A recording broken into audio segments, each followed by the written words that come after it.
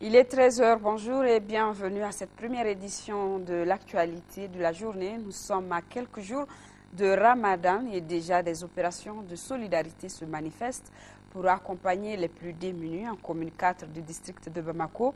Les autorités municipales viennent de procéder à une distribution gratuite de vivres à des musulmans de la commune. Le coût du don est estimé à plus de 10 millions de francs CFA. Le reportage de Timogo Konati. Une fois n'est pas coutume, dit-on, en cette veille du mois béni de Ramadan, les autorités municipales de la commune 4 du district de Bamako respectent une fois de plus la tradition. Cela en offrant une quantité de vivres et de sucre à de nombreux fidèles de la commune pour un coût de plus de 10 millions de francs CFA. Le geste s'appelle Opération Ramadan. La présente édition, 3e du genre, s'est déroulée à un moment où la population est éprouvée par une crise alimentaire. Une manière donc pour les initiateurs d'atténuer les souffrances des bénéficiaires. En matière de social, je pense que les distributions de vivres, les soutiens aux démunis occupent une place particulière. Donc c'est pour, je dirais, répondre à cette attente sociale dans un contexte de pénurie que la mairie a jugé utile de procéder à ces distributions à l'occasion du Ramadan. Les fidèles musulmans ont salué l'initiative. Louange à Allah, Seigneur de l'univers, le tout miséricordieux, le très miséricordieux, qui dit dans le Coran, les premiers à suivre les ordres d'Allah sur la terre, ce sont eux qui seront les premiers dans l'au-delà. Les autorités municipales entendent continuer sur cette lancée en faveur d'autres couches démunies de la commune. Visite du ministre du Commerce, des Mines et de l'Industrie dans 3 magasins de la capitale. Il voulait s'assurer de l'approvisionnement normal du marché en vivres et produits de première nécessité. Les stocks des 2 sociétés visitées sont à hauteur de souhait. Ces disponibilités en vivres et denrées de première nécessité devront permettre la fourniture normale du marché en produits et assurer la stabilité des prix pendant le mois de Ramadan. Agali Agagissa. La Sodima, société de distribution de marques, fit la première étape de cette visite du ministre en charge du commerce. Le ministre s'est rendu dans les magasins de stockage bien fournis en produits de première nécessité. L'usine de conditionnement d'équipe Magie a bouclé cette visite à la Sodima. Nous avons mis l'accent sur un produit essentiel qui est le sucre que nous voyons derrière. Je crois qu'en la matière, le cahier des charges signé par M. Nyangado à travers Sodima est complètement rempli, sinon en voie d'être achevé, parce qu'avec sa flotte de 48 camions, je crois qu'en ce qui le concerne, il n'y a pas de difficulté de mise à disposition des produits. Nous avons suffisamment de stocks aujourd'hui du sucre, du lait et de l'huile au Mali. Nous avons importé une grande quantité et qui continue surtout à venir parce que vous avez vu la devanture de nos magasins, nos camions restent. Nous sommes approvisionnés par jour. Le sucre, nous le vendons à 500 francs le kilo. Les 2 magasins de stockage de la société française firent la 2e étape de cette visite. Nous profitons de cette période de carême pour importer massivement du riz et du sucre également. Actuellement au Mali, on a une quantité sur place de 2000 tonnes. On a également 2000 tonnes en transit et on a également plusieurs bateaux qui sont positionnés et qui peuvent être amenés rapidement au Mali. Sur le marché malien, on est dans une fourchette qui va aller à peu près de 305 à 350 000 tonnes. Outre l'exonération de certains produits, le gouvernement s'attelle à faciliter le chargement des camions au port d'Abidjan afin d'éviter toute rupture de denrées et assurer la stabilité des prix. Je viens d'avoir l'accord de M. Nyangado. Dès aujourd'hui, il va prendre les dispositions pour mettre en place des points de vente de riz et notamment de sucre pour que le prix de 540 soit constaté au lieu des 550 que nous avons vu tout à l'heure. Avec l'assistance de commerçants majeurs qui sont d'ailleurs clients chez M. Nyangado, eu l'assurance que les prix des 540 seront appliqués dès ce matin. En tout cas, la disponibilité des produits sur le marché et leur accessibilité aux populations sont les souhaits de nombreux Maliens qui entament le mois de carême dans un contexte marqué par une double crise. Hier, la presse malienne dans son ensemble a décidé d'observer une journée presse morte. Les hommes de médias ont organisé à cet effet une marche pour protester contre les agressions de journalistes du siège du journal L'Indépendant à la primature, soit près de 4 km. Les marcheurs scandaient des slogans pour dénoncer ces violences qui sont une atteinte à la liberté de la presse et à la liberté d'expression. À l'arrivée, ils ont remis une déclaration au cabinet du Premier ministre. Là-dedans, les journalistes invitent le gouvernement à prendre les mesures contre l'agression et l'enlèvement des journalistes. Sidiki Dambélé était de la marche.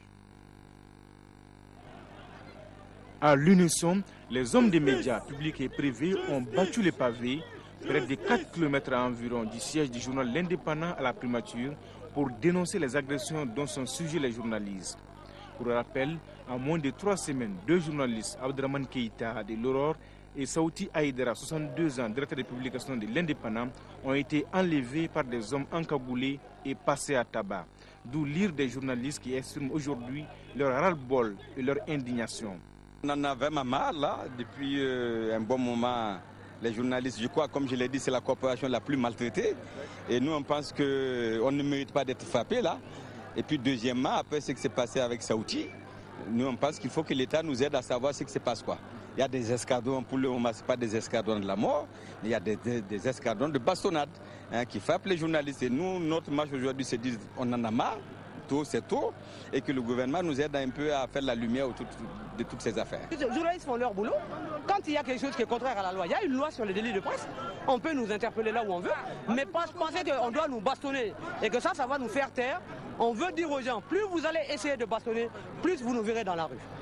Il y a des gens qui ne veulent pas voir la presse faire son travail. D'ailleurs, quand notre doyen a été frappé, on lui a dit, vous les journalistes vous emmerdez.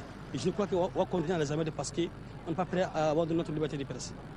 Dans les rangs des marcheurs, l'un des journalistes battus, Abdraman Keïta, qui, malgré son état de santé encore fragile, a tenu à faire entendre sa voix et même à lancer un message à ses agresseurs.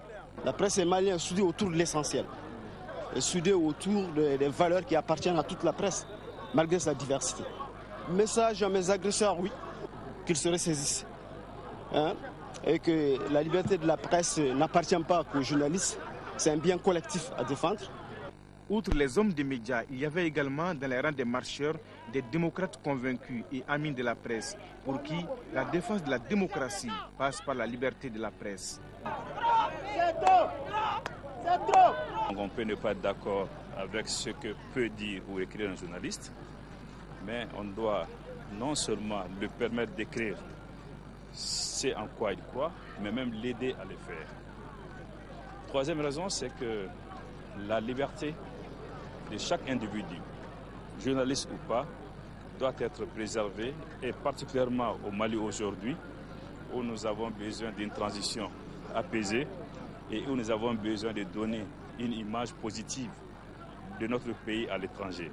De l'Afiabougou à la cité administrative, en passant par la place Cannes, le rond-point Kourouma, il a fallu aux marcheurs plus d'une heure sous un soleil de plomb avant d'arriver à la primature, non pas sans obstacle. Soit où on rentre, on remet notre déclaration, ou on retourne. À la primature, c'est le directeur de cabinet qui reçoit une délégation restreinte des marcheurs avec la déclaration destinée au Premier ministre. Il faut mettre un holà aux bastonnades des journalistes. Ce qui est arrivé n'est pas acceptable. C'est un acte, il faut le dire, crapuleux. Comment un tel acte peut être perpétré sans salir le gouvernement, sans ternir davantage l'image du pays? Alors ceux qui ont fait ceci, en réalité, ce sont des individus qui sont contre la marche du pays, qui sont contre la paix, la stabilité de ce pays-là. Pour le porte-parole des journalistes, Makankone, au-delà des menaces qui pèsent sur la profession, c'est la vie même des journalistes qui est en danger. Et pourtant, faut-il les rappeler, politiquement corrects, franchement scandaleux ou hors sujet, les journalistes ont quand même leur mot à dire. Même sans micro et sans plume, les journalistes ont quand même réussi à faire passer leur message. La liberté de presse est sacrée et rien au monde ne pourra museler la presse. Allez, journalistes, à vos stylos et à vos micros. La 7e édition hier de la journée culturelle du Conservatoire des Arts et Métiers Multimédia Bala Faseke Kouyaté de Bamako a eu lieu. Cette initiative du comité AEM de la structure est dédiée à la formation artistique et professionnelle de nos artistes créateurs. Le thème choisi cette année est la crise au nord du Mali. Occasion également pour les étudiants d'exposer au public les résultats du travail accompli au cours de l'année académique 2011-2012. Le ministre de l'Artisanat, de la Culture et du Tourisme et son collègue chargé de la jeunesse et de la formation professionnelle ont présidé la cérémonie. Modibo Soare, compte rendu. Situé au flanc de la colline du Point G, le Conservatoire des arts et métiers multimédia Bala Faseke Kouyaté est le premier du genre dans notre pays. Cet établissement d'enseignement supérieur forme dans les domaines des arts plastiques, de la musique, de la danse, du théâtre et des métiers multimédia. Cette journée se tient dans un contexte particulier avec la situation sécuritaire que notre pays traverse depuis quelques mois, ce qui justifie le thème de ce rendez-vous 2012. Cette journée culturelle pour nous, au conservatoire, sur l'initiative des écoles, des étudiants de l'école, ils ont décidé vraiment de consacrer cette journée essentiellement à tout le problème sur la paix au Mali. Le maître mot de cette journée était bien évidemment la paix au Mali, un slogan entonné dans les différentes prestations artistiques, un ton donné par l'orchestre du conservatoire qui a gratifié le public d'une chanson inspirée du standard We Are the Oz, reprise en version française par les étudiants. Nous sommes les enfants du Mali. Tous pour la paix, rien que pour la paix au Mali, une expression prônée par ces artistes à travers des contes et autres représentations théâtrales avec une mise en scène de Ousmane Sow, le tout couronné par la projection d'un film intitulé Pour un Mali indivisible. Tous les ans, le conservatoire nous a habitués à de telles journées. Le fait que cette année se soit placée sous les signes de la crise et de la quête de paix et de sécurité pour les populations du Nord, nous va droit au cœur.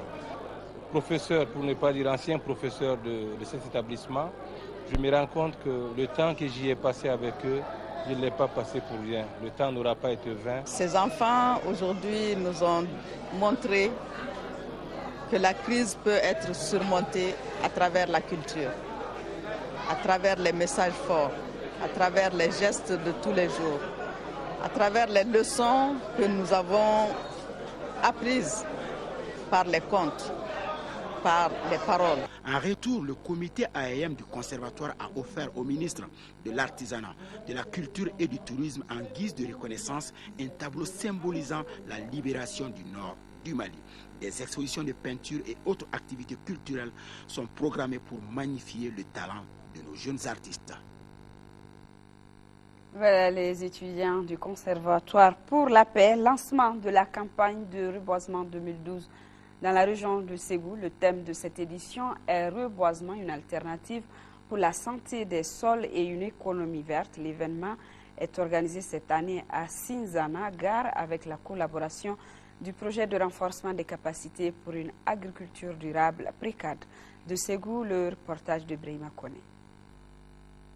200 gommiers plantés sur un demi-hectare, tel est le bilan de la cérémonie de lancement de la campagne de reboisement 2012 de Ségou.